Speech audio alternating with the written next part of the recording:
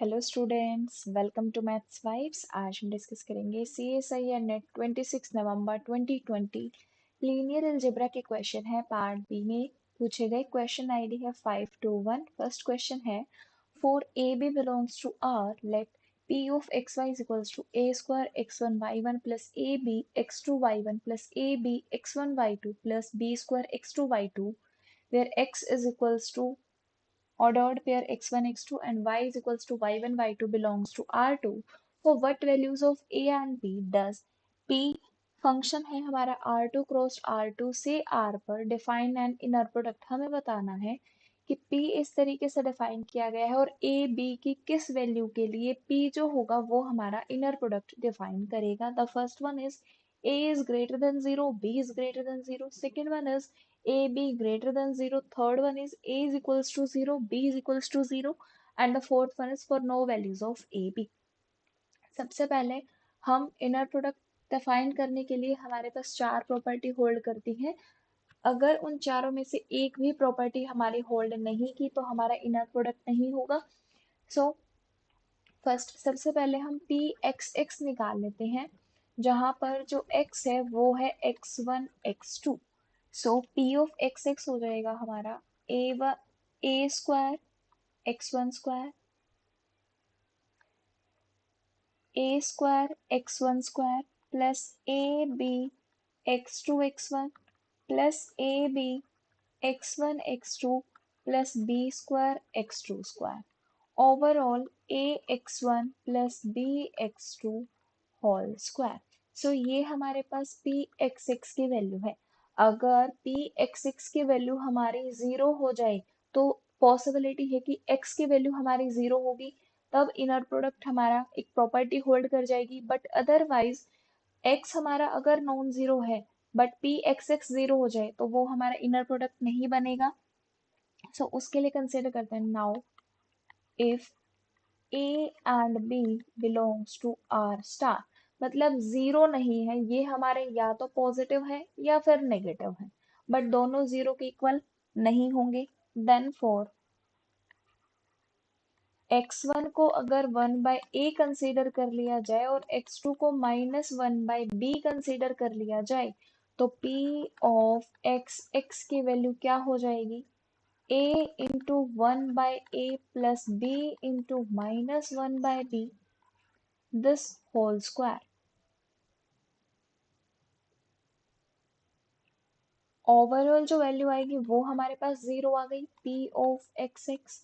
But x तो हमारा zero नहीं है क्योंकि x क्या है, x1 x2, और x1 x2 हमने डिफाइन किए हैं 1/a और -1/b। a और b हमारे नॉन जीरो है, तो इसका मीनिंग है कि जब a और b हमारे r स्टार में बिलोंग किए तो हमारे पास जो p है इज नॉट इनर प्रोडक्ट। तो जो P है वो इनर प्रोडक्ट हमारा डिफाइन नहीं करेगा। सो फर्स्ट ऑप्शन है कि A हमारा पॉजिटिव हो और B हमारा पॉजिटिव हो। सो ये भी डिस्कार्ड हो जाएगा और A B greater than zero, मतलब A और B दोनों पॉजिटिव हो या फिर दोनों हमारे नेगेटिव हो, ये भी हमारा होल्ड नहीं करेगा। थर्ड है A is equals to zero और B is equals to zero. इस फॉर्म में देखिए कि जब A और B दोनों की वैल्यू जीरो हो गई तो P एक्स एक्स हमारा जीरो आ जाएगा। बट X तो हमारा जीरो नहीं है क्योंकि x1 x2 के पास नॉन जीरो की चॉइसेस भी है, but P of x x तो हमारा जीरो आ गया, थर्ड भी हमारा डिस्कार्ड हो गया। फोर्थ ऑप्शन हमारा करेक्ट होगा, बट हम वेरीफाई करते हैं for no values of a b, मतलब ए और बी की हम कोई भी वैल्यू कंसीडर कर लें, ए और बी जीरो के लिए हमारा इनर प्रोडक्ट डिफाइन नहीं होगा, पॉजिटिव के लिए भी डिफाइन नहीं होगा। अब हम देखते हैं, जब एक हमारा नॉन जीरो हमने कंसीडर कर लिया, ए नॉन जीरो हो बट बी हमारा जीरो हो जाए। अगर ए नॉन जीरो है तो इसके कॉरस्पॉन्डिंग हमने कंसीडर कर लिया कि x1 की वैल्यू जीरो कंसीडर कर लेते हैं और x2 की वैल्यू 1 कंसीडर कर लेते हैं, तो p ऑफ एक्स एक्स इसकी वैल्यू क्या आ जाएगी, जीरो। बट x की वैल्यू है 0 1 which is not equals to zero, but फिर भी p of x x zero आ गया। मतलब कि जब a हमारा नॉन जीरो हो बट b हमारा जीरो तो भी इनर प्रोडक्ट डिफाइन नहीं होगा, और अगर a जीरो हो बी नॉन जीरो हो तो x1 को 1 कंसीडर कर सकते हैं, x2 को हम 0 कंसीडर कर सकते हैं। सो इस केस में भी p x 0 आ जाएगा, but x that is 1 0 is again not zero, but p x हमारा 0 आ गया। इसका मीनिंग हुआ कि जब a हमारा 0 है और b नॉन जीरो है तो भी हमारा इनर प्रोडक्ट डिफाइन नहीं करा। इसका मतलब कि ऐसे हमारे पास a b की वैल्यू एग्जिस्ट है नहीं करेंगे जिनके लिए p हमारा इनर प्रोडक्ट डिफाइन करे। सो फोर्थ ऑप्शन हमारा करेक्ट हो जाएगा। और जो नेक्स्ट क्वेश्चन है वो भी लीनियर अलजेब्रा का ही है और पार्ट बी में ही पूछा गया। क्वेश्चन आईडी है 522। इसके लिए which of the following real quadratic form on R2 is a positive definite? The first one is qxy is equals to xy.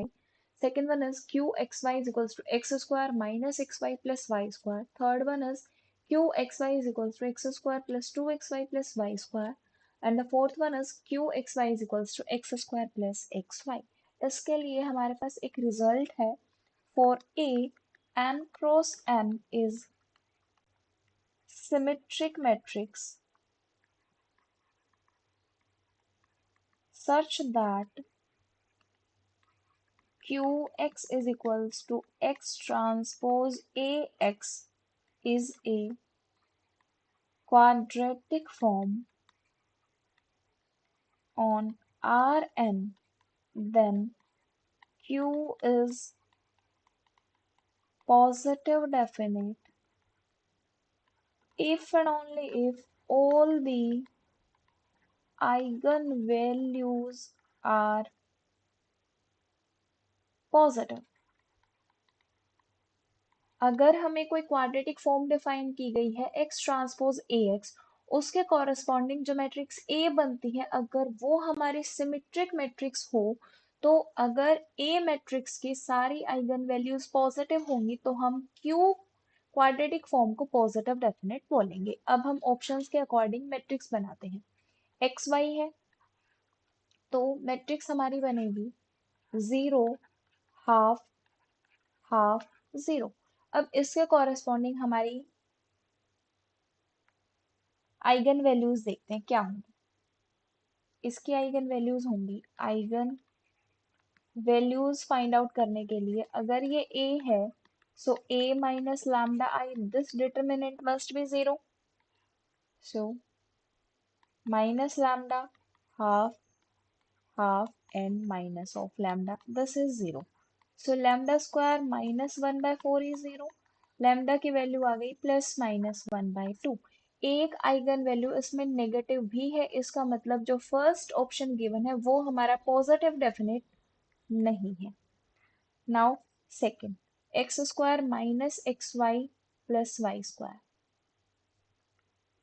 Second है हमारे पास x square 1 minus half and 1।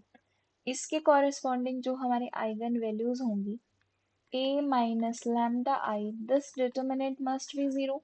So 1 minus lambda minus half and 1 minus lambda is equals to 0।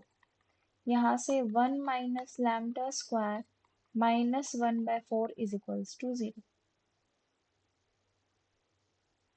सो यहाँ से lambda की value आ जाएंगी half and 3/2। दोनों हमारी positive है तो सेकंड ऑप्शन हमारा करेक्ट हो जाएगा। पार्ट बी में पूछा गया, बाकी ऑप्शंस हमें चेक करने की नीड नहीं है, बट हम चेक कर लेते हैं एक बार। Q x y is equals to x square plus 2xy plus y square.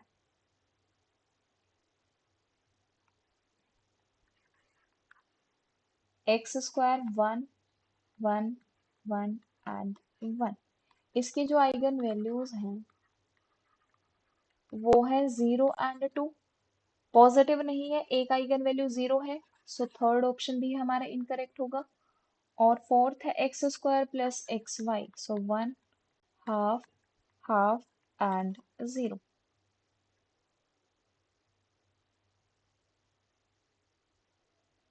इसकी आइगन वैल्यूज होंगी 1 minus lambda half half and minus of lambda.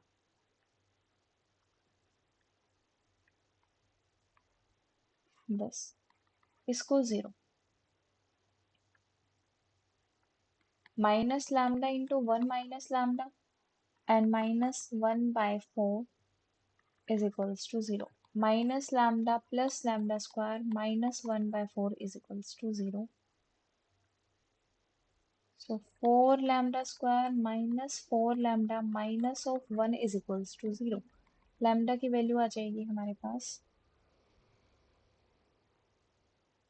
4 plus minus 16 minus of 4 AC by 8.